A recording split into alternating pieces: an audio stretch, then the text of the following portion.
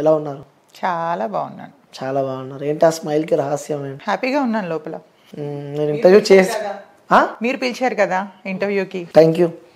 Interview చేస్తున్నా చేయనంటే భయం అవుతుంది నాకు. చేయగలుగుతారు, ఆ టాలెంట్ మీలో కనిపిస్తుంది నాకు. ముంగట ఉన్నారు, నా కళ్ళ ముంగట ఉన్నారు. మేము దాన్ని చూసుకుంటా ఇంటర్వ్యూ చేయాలంటే నాకన్నా తోపులతో ఇంటర్వ్యూ చేసే ఉంటారు ఆల్రెడీ మీరు. వాళ్ళు వేరే, మనసుకి నచ్చే వాళ్ళని ఇంటర్వ్యూ చేసాడు వేరే కాదు. ఇంతమందికి నచ్చుతున్నాను అంటే చాలా హ్యాపీగా ఉంది లోపల లోపల నాకు. అంతే, అందరితో పోల్చకండి. అందరూ హ్యూమన్సే కదా. అయినా సరే నాది కొంచెం డిఫరెంట్ ఉంటుంది. సరే, మీ జాబితాలో మీరు ఇష్టపడ్డారంటే ఐ ఫీల్ హ్యాపీ.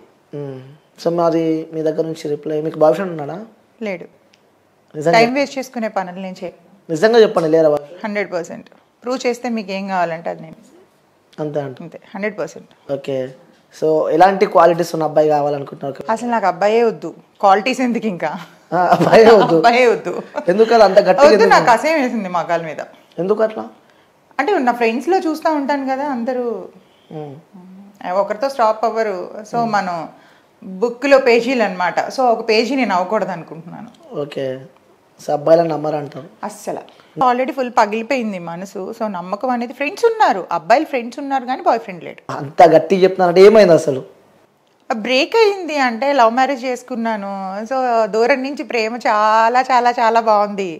దగ్గరికి వెళ్ళిన తర్వాత అది ఎంతంటే అందరూ అంటారు కదా పగిలిపోయిన గాజు అది ఇది అని చెప్పి, దానికి మించి అన్నమాట.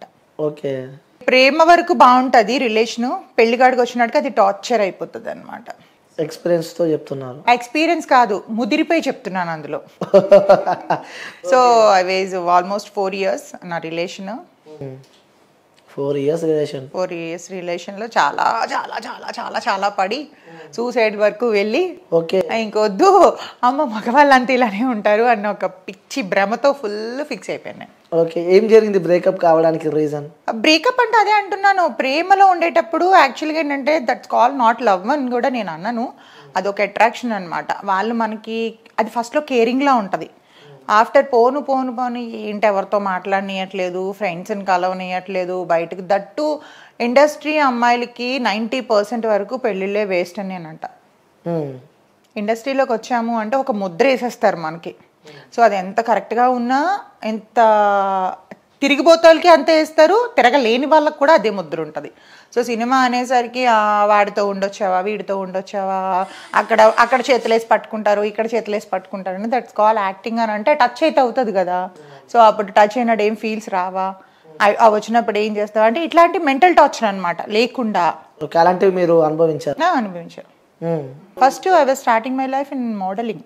ఓకే. చూస్తేనే అర్థమైంది. ఫస్ట్లో మోడల్ అనమాట. సో ఆ మోడలింగ్ పోను కొన్నాళ్ళు స్టాప్ చేసేసాను అనమాట, మా బ్రదర్ వద్దన్నారని. తర్వాత నేను మూవీస్లోకి ఫస్ట్ నేను దూరదర్శన్ సీరియల్ చేశాను. ఓకే. దూరదర్శన్ ఫస్ట్ 10 years అవుతుంది ఇండస్ట్రీకి వచ్చి. 10 years. సో ఏవేవి చేశారు అందులో? ఫస్ట్ నేను సీరియల్ చేశాను, తర్వాత మా టీవీలో, ఈటీవీలో అత్తారింటికి దారేది అని ఆల్మోస్ట్ ఒక 1 year దాకా చేశాను ఆ సీరియల్. ఓకే. నేను శిరీష, బెంగళూరు ఒక అమ్మాయి చేసేది. ఆల్మోస్ట్ నాలానే ఉంటుంది తను, నేను ఒకలానే ఉంటాం. తను మెయిన్ లీడు, నేను సపోర్టింగ్ రోల్ అనమాట. అందులో ఒక విలన్కి వైఫ్. ఓకే. అందులో సో సీరియల్స్ చేశారు, మూవీస్ చేశారు? సీరియల్స్, మూవీస్, కొన్ని యాడ్స్ కూడా చేశాను. ఒక మిర్చి యాడ్ ఒకటి చేశాను, ఇప్పుడు కాదు 2016లో. మిర్చి తిన్నారా? ఇట్లా అలా తినలేదు, తింటే ఎలా ఉండను, మీ మీద మండిపోతాను. కారం అదే మిర్చి అంటే అంటే ఎలా చేస్తారు? మిర్చి పౌడర్ యాడ్. పౌడర్ యాడా?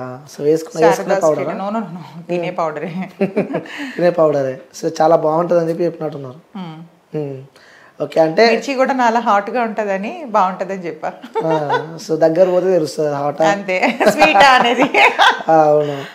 ఇంకోటి మంచిగా కొనసాగుతున్న మీ లైఫ్లో కోవిడ్ అంటే ప్రతి ఒక్కరికి అనేది ఒక భూతం. అలాంటి మీ లైఫ్ టోటలీ చేంజ్ అయిపోయినట్టు మాకైతే ఉన్న సమాచారం. అవును అవును.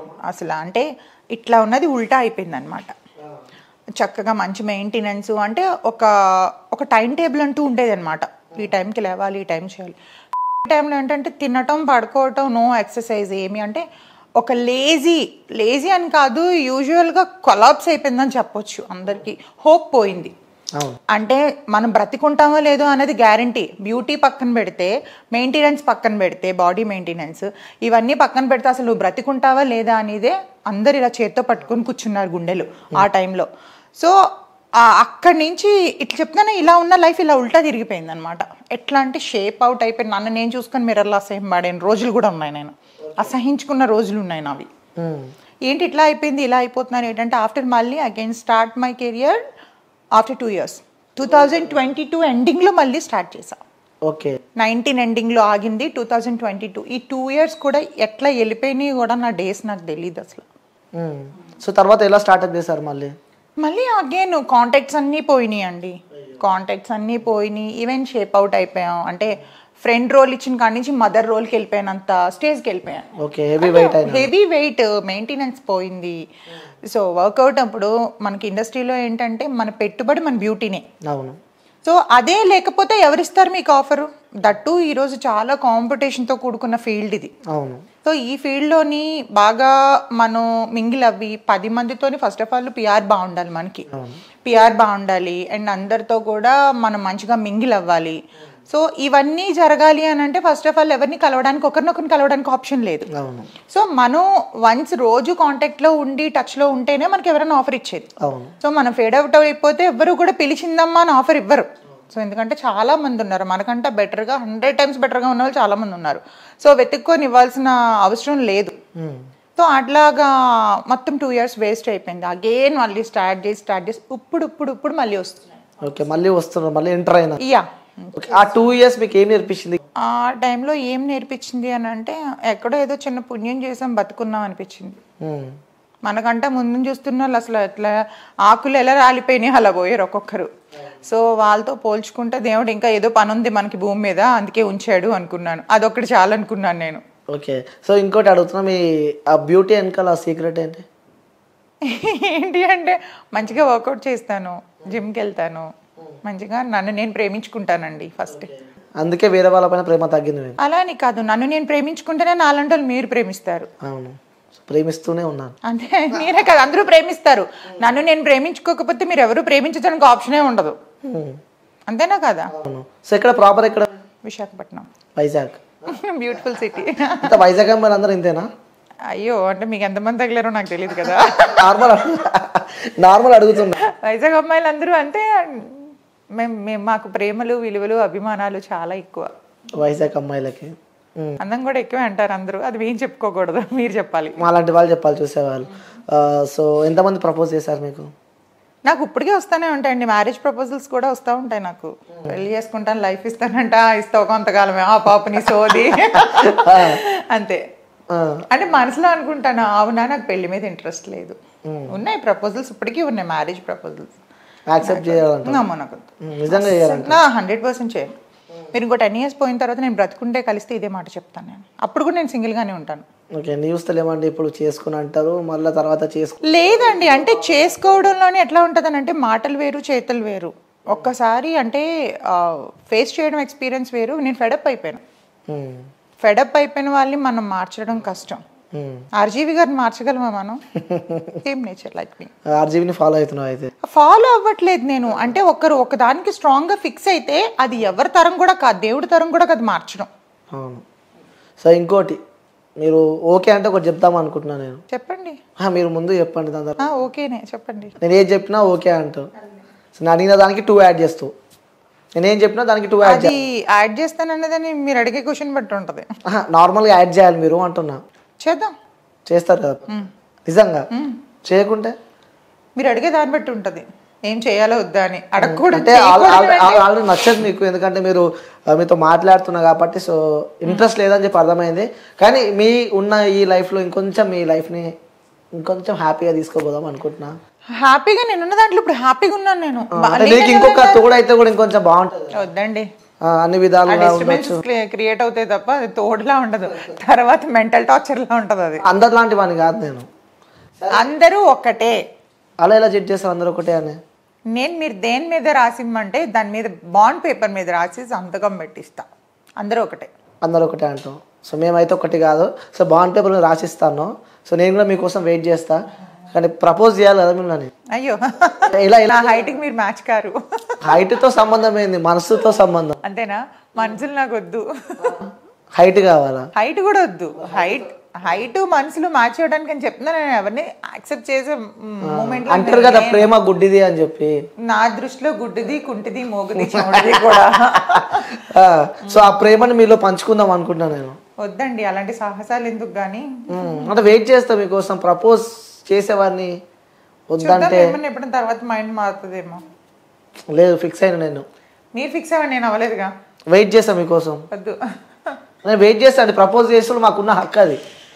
అది యాక్సెప్ట్ చేస్తారా చేయరా అది మీ ఇష్టం. వచ్చినట్టు మీరు ప్రవర్తించవచ్చు, నా ఇష్టం వచ్చినట్టు నేను ప్రవర్తించవచ్చు. సో మీకు చేయాలనుకుంటే మీరు చేయండి, యాక్సెప్ట్ చేయాలా వద్దనేది నా ఇష్టం అది. ఓకే. సో వ్యూయర్స్ నేనైతే ప్రపోజ్ చేస్తున్నా. సో నాకు తెలిసి యాక్సెప్ట్ చేస్తుంది. తను చాలా మంచిది అబ్బా, యాక్సెప్ట్ చేస్తుంది. మీరే చెప్పేస్తారు. నీ గుండె చాలా గట్టిది. అవునా? సో కళ్ళు మూసుకోరు ఒకసారి. అవునా? మూసుకున్నారా? మూసుకున్నా. I love you. అయ్యో థ్యాంక్ యూ. మీ లవ్ నేను యాక్సెప్ట్ చేయలేను, సారీ. మీ దగ్గరే మీరు కీప్ చేసుకొని పెట్టుకోండి. కొంచెం సేపు అన్న ఈ పువ్వుని ఆస్వాదించండి కొంచెంసేపు అన్న. వద్దు, పువ్వుల్లో ప్రేమ లేదు, ఇక్కడ ఉంటది ప్రేమ. ఓకే, ఒకసారి పట్టుకోండి. ఎందుకు అవసరం లేదు? ఒకసారి పట్టుకోండి, చెప్తా. పట్టుకోండి ఒకసారి. వద్దా? పట్టుకుంటే నేను యాక్సెప్ట్ చేసినట్టే. సార్ నార్మల్ గా పక్కన పెట్టండి పట్టుకొని. మీరు నా పేరు చెప్పి అక్కడ పెట్టేసేయండి. ప్రేమతో ఇచ్చినప్పుడు అలా. నాకు అలాంటి ప్రేమలు వద్దు. అవుతారమ్మా చూసిన. ఏం లేదు. సో పట్టుకోరంటారు. ఓ ప్రియా స్ట్రాంగ్ అని అర్థమవుతుంది వాళ్ళకి కూడా. అవునా? సరే వ్యూయర్స్ మీరు గుర్తుపెట్టుకోరి, ఇంటర్వ్యూ అయిపోయే వరకు ఈ పూని ఆమె చేతిలో పెడతా. ఇది మాత్రం గుర్తుపెట్టుకో. నువ్వే తీసుకుంటా చేస్తాను నేను. ఓకే, చూద్దాం. రెడీయా? You try. ఓకే, అయిపోయే వరకు నాకు తెలిసి 1 hour ఉంటుంది. 1 hour చాలు నాకు. ఓకే, చూద్దాం. సో ఆ జోక్సే పార్ట్ పక్కన పెడితే ఇండస్ట్రీ. సో ఇండస్ట్రీ అంటే కూడా ఫస్ట్ యాక్టర్స్ గుర్తుకొస్తే వాళ్ళ వెనకాల ఉన్న కష్టాలు గుర్తుకొస్తూ ఉంటాయి. సో ఇంకో పక్క చూస్తే, సో అలాంటి మీ లైఫ్లో ఎవరైనా అడిగారా? అడగకుండా ఉంటారు ఇండస్ట్రీలో? అడిగారు. అయితే అడగకుండా ఉంటారని ఎలా అనుకుంటున్నారు? అంతే అంటారు. 100% అడుగుతారు. అది ఇవ్వాలా వద్దా అనేది మన మీద డిపెండ్ అయి ఉంటుంది. ప్రతి ఒక్కటి అడుగుతారు, కాకపోతే పెద్ద డైరెక్టర్స్ ఎవరు అడగరు. సుకుమార్ గారు అట్లాంటి వాళ్ళెవ్వరూ కూడా అలా అడగరు. చాలా మంది వాళ్ళని కావాలని బ్లేమ్ చేయటం కోసం, వాళ్ళని బయటికి తీసుకొచ్చి వీల్ ఫేమ్ అయిపోవడం కోసం అట్లా చెప్తారు, కానీ అది తప్పు. కిందన ఉన్న వాళ్ళు మాత్రం గోకుడు గ్యారంటీగా ఉంటుంది. అంటే ఎలాంటి వాళ్ళు కింద ఉన్న వాళ్ళు అంటే అసిస్టెంట్ డైరెక్టర్లు, కో డైరెక్టర్లు, రైటర్స్, కోఆర్డినేటర్స్. ఇట్లాగా కోఆర్డినేటర్స్ కూడా అంత ఉండదు, కోఆర్డినేటర్స్ వేరే రకం ఉంటుంది వాళ్ళది. సో మిగతా రిమైనింగ్ వాళ్ళంతా ఎవరైతే ఉన్నారో వీళ్ళ ఉంటుంది గ్యారంటీగా. ఏమన్నారు మీరేమన్నారు మరి? నేను తప్పించుకున్నాను అంతే. ఆ టైంలో ఏదో చెప్పేసి మాట, తర్వాత ఇంకా కాంటాక్ట్లోకి వెళ్ళడం మానేసేదాన్ని. ఇంకా ఇంటెన్షన్ అర్థమైపోయినప్పుడు ఇంకా టచ్లోకి వెళ్ళడం మానేసేదాన్ని. అందుకని ఇక్కడే ఆగిపోయాను కదా, లేకపోతే ఒక రేంజ్లో ఉండేదాన్ని ఇప్పుడు. అంటే ఇప్పుడు రేంజ్లో ఉన్న వాళ్ళందరూ కమిట్మెంట్ ఇచ్చిన వాళ్ళు అంటారు. అది నేను ఎలా చెప్తాను? వాళ్ళకి తెలుస్తుంది. అది అడుగుతారైతే అడుగుతారని ఖచ్చితంగా చెప్తున్నాను కదా. అడుగుతారు, ఖచ్చితంగా అడుగుతారు. అడగకుండా ఎవ్వరు ఉండరు. ఓకే. సో కమిట్మెంట్స్ ఇవ్వకుంటే అక్కడికి స్టాప్. ఇక స్టాప్ అని ఏం లేదు, ఇచ్చే వాళ్ళని పెట్టుకుంటారు, ఇవ్వలేని వాళ్ళని పక్కకి నెడతారు. అలాంటి సందర్భాలు ఎదుర్కొన్నా అంటారు. ఉన్నాయి. సో ఒక ఉదాహరణకు షేర్ చేసుకోవచ్చు కదా ఒకటి? ఉదాహరణ అంటే పేర్లు వద్దులేండి, పేర్లు ఎందుకు, కానీ ఉన్నాయని చెప్తున్నాను కదా. నేను ఒక 20 movies దగ్గర చేశాను ఇప్పటి వరకు. 20-25 చేశాను. బాగా నేను కొంచెం గుర్తింపు వచ్చింది మాత్రం where is the Venkatalakshmi, Srinivasa Kalyanam, ఇవన్నీ పెద్ద పెద్ద హీరోస్తోనే చేశాను. ధ్రువ చేశాను, చుట్టాల అబ్బాయి. అడుగుతూ ఉంటారు, అడిగే వాళ్ళు అడుగుతూ ఉంటారు, మనం నెట్టుకుంటూ రావటమే. ఇష్టం ఉంటే వెళ్ళటం, ఇష్టం లేకపోతే కామ్గా అవాయిడ్ చేసుకుంటూ రావటం. అలా చాలా మంది ఉన్నారు. సో ముఖ్యంగా ఈ ఇండస్ట్రీకి సంబంధించి తెలుగు వాళ్ళకి ఎక్కువ కనిపించారు. అవునండి, యాక్చువల్గా తెలుగు మీరు మంచి క్వశ్చన్ అడిగారు. తెలుగు వాళ్ళని ఎందుకు అంటే, తెలుగు అమ్మాయిలకి కొంచెం సిగ్గు, బిడియం, కొంచెం అంటే ఇప్పుడు సపోజ్ మీరు ఎగ్జాంపుల్ చెప్తున్నాను మిమ్మల్ని. మీరు ఒక మంచి డైరెక్టర్ అనుకోండి, మీరు నన్ను అడగలేదు, మీకు ఇంత స్టాఫ్ అయ్యారు ఎవరైతే ఉన్నారు, ప్రియా ఏంటి మరి నాకు కొంచెం ఒప్పుకుంటావా, డిన్నర్ పెడతావా అంటే, అంటే డిన్నరు అన్నాడంటే వాడు అర్థం చేసేసుకోవడమే ఇంకా 100%. కో లాంగ్వేజ్ అది. అలాంటప్పుడు అంతవరకు వచ్చినాడు. ఇప్పుడు నేను అనుకోండి, మనం ఆంధ్రాలో పుట్టి, హైదరాబాద్, తెలంగాణ, ఆంధ్ర అదంతా కూడా మనకి తెలుగు కాబట్టి ఇక్కడ కల్చర్ వరకు అంటే కొంచెం సిగ్గుపడతాం. సో మనం వేరే స్టేజ్కి వెళ్ళిన తర్వాత వీడు దీంతో నేను ఇలా ఉన్నాను అని చెప్తాడేమో అని మనం కొంచెం సిగ్గుపడి తెలుగు అమ్మాయిలు కొంచెం ఆగిపోతారు, బ్యాక్ స్టెప్ వేస్తారు. ఈవెన్ ఈ విషయాలు ఇంట్లో తెలిస్తే కూడా బాగోదు, తర్వాత బయటకు వస్తే తల్లిదండ్రులు ఏమైపోతారని. ఈ నార్త్, ఈ బెంగళూరు వీళ్ళు అయితే ఏమంటే వెచ్చలు పెడతాను. సో వాళ్ళకి ఏంటంటే వాళ్ళు రెమ్యునేషన్ తక్కువ ఉంటుంది, కమిట్మెంట్స్ బాగా ఇస్తారు, అమ్మాయిలు కూడా బాగానే ఉంటారు. సో అప్పుడు అందుకనే చూసింగ్ వాళ్ళది ఎక్కువ ఉంటుంది. తెలుగు అమ్మాయిలకి ఏంటంటే అడిగేసరికి కొంచెం సిగ్గు బిడియం అడ్డం వచ్చి ఒప్పుకోవడం మానేస్తారు, కాబట్టి తెలుగు అమ్మాయిలు కొంచెం బ్యాక్ ఉన్నారు. ఓకే, అంటే చాలా మందికి డౌట్ ఉంటుంది అనమాట, అదే ఇండస్ట్రీలో మన తెలుగు వాళ్ళు ఉండరు. అదే చెప్తున్నాను కదా, నార్త్ వాళ్ళు ఏంటంటే సిగ్గుండదు వాళ్ళకి, వాళ్ళు ఏ డ్రెస్ ఏమన్నా వేసేస్తారు. మన తెలుగు వాళ్ళు అలాగా, తెలుగు వాళ్ళు కొంచెం సిగ్గుపడతారు కదా, చేసుకున్నా కొంచెం సీక్రెట్ గా చేస్తారు తప్ప. కొంతమంది ఉంటారంట. నార్త్ వాళ్ళు అయితే కొంచెం అన్నిటికీ రెడీ అంటారు, సై అంటే సై అంటారు దానికైనా. సో ఆ ఫీల్డ్ ఉన్నారు కాబట్టి చెప్తున్నారు. ఆఫ్ కోర్స్ ఆ ఫీల్డ్ తెలుసు కాబట్టి చెప్తున్నా. అవును. సో ఇంకోటి, ఒక అమ్మాయి ఇండస్ట్రీ వైపు రావాలన్నా కూడా చాలా స్ట్రగుల్స్ ఉంటాయండి. యూజువల్గా అమ్మాయిలు 80% అమ్మాయిలు లైఫ్ ఫెయిల్ అయిన వాళ్ళు మాత్రమే ఇండస్ట్రీకి వస్తారు. ఓకే, ఎందుకలా అంటే ఒకటి చూసింగ్ ఈజీ జాబ్, యాక్టింగ్ అనేది ఈజీ జాబ్. అది ఇంకొకటి ఏంటంటే మంచి మనకి బ్యాక్గ్రౌండ్ సపోర్ట్ ఉన్నదంటే ఒక స్టేజ్కి వెళ్ళొచ్చు. స్టేజ్కి వెళ్ళాలంటే కొంతమంది డబ్బులు సంపాదించుకోవడానికి ఇండస్ట్రీకి వస్తారు, కొంతమంది ఖాళీ ఫేమ్ కోసం వస్తారు. అంటే వాళ్ళని 10 మంది రిజిస్టర్ చేయాలి, 10 మందిలోకి ఒక గుంపులోకి వెళ్తానని గుర్తుపట్టాలి, అట్లా చేస్తారు కొంతమంది. కానీ ఇప్పుడు సోషల్ మీడియా వచ్చిన తర్వాత అందరికందరూ హీరోయిన్లు, అందరికందరూ హీరోలు అయిపోయారు. రీల్స్ చేసి ఒక 100K 200K దాటితే కథ. Yes, of course.